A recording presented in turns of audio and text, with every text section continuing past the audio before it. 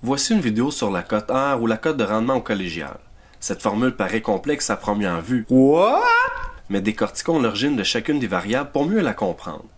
Il aurait été très simple si nous fions que sur le résultat scolaire, mais voici pourquoi il n'en est pas ainsi. Imaginez-vous dans un cours de mathématiques où votre enseignant est très exigeant et très sévère sur la correction.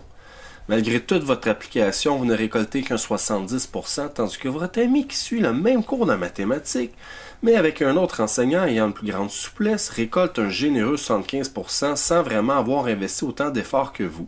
Assez frustrant, n'est-ce pas? Alors, comment pouvons-nous vous comparer?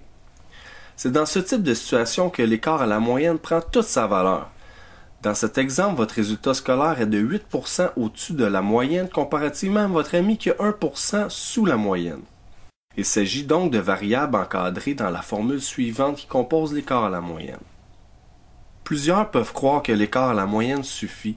Cette conception donne l'illusion de bien évaluer les gens, mais elle néglige la position à travers la répartition des résultats et voici pourquoi.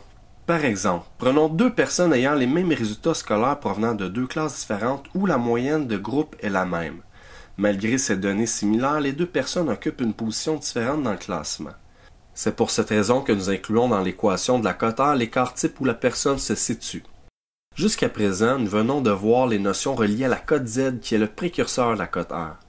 Malgré les cotes Z similaires, les universités remarquaient une disparité flagrante entre les étudiants, mais pourquoi? Le concept de la cote Z est rapidement devenu désuet vers le milieu des années 90 pour laisser place à la cote R. En fait, la cote Z ne tenait pas compte du contexte dans lequel l'étudiant est évalué. En ce sens, tous les étudiants étaient également comparés en ne tenant pas compte du degré de difficulté à se démarquer. Il ne faudrait pas pénaliser un étudiant fort dans un groupe très fort parce qu'il serait difficile d'aller chercher des points au-dessus de la moyenne.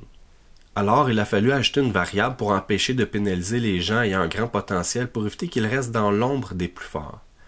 Cette variable est l'indice de la force de groupe. Elle permet d'ajuster la cote en fonction du degré de difficulté à se démarquer en classe. Ce concept de force amène une évaluation équitable. Cet indice est la moyenne de la force des étudiants d'un groupe. Il est calculé à l'aide de la moyenne des résultats obtenus dans les matières prescrites à l'obtention d'un diplôme d'études secondaires. De plus, dans l'équation, il y a quelques constantes. Elles servent à équilibrer l'importance de l'indice de la force de groupe et de la cote Z. Pour vous donner une idée de la valeur de la cote R, en voici une représentation sur une courbe normale. Généralement, les valeurs varient entre 15 et 35.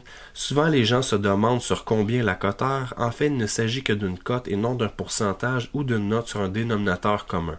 La cote R ne mesure pas tout, et c'est pour cette raison que plusieurs programmes d'université dans les arts, la musique, le sport et la santé ajoutent des méthodes de sélection comme des entrevues ou des tests.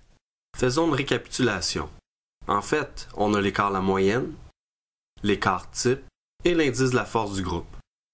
La cote R est calculée par un organisme indépendant. Il faut comprendre que les universités, leurs facultés, leurs programmes ne tiennent en aucun temps la provenance du collège.